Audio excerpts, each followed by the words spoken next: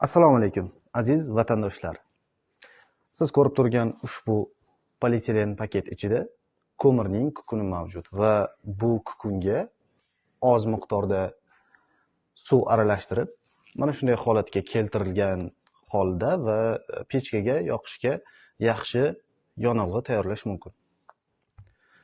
Bu tomondagi ko'rib turgan polietilen paketingizda esa molning chichgan po'qi bor. Bunga suv aralashtirish shart emas, ozgina somon yoki yog'ochlarning qirindisini qo'shgan holda xalq tilida aytganda mana shunday tappi holatiga keltirishingiz mumkin. Bu ham havoning sovuq kunlarida yaxshi yonilg'i hisoblanadi.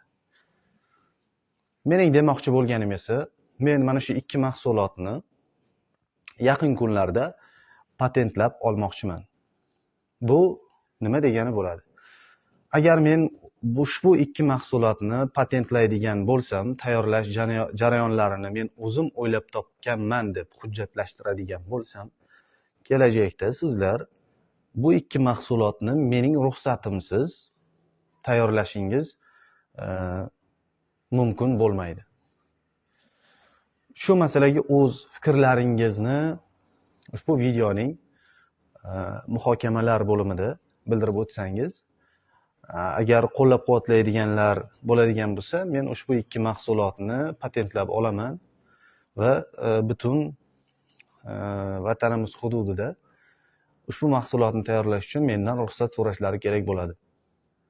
E'tiboringiz uchun rahmat.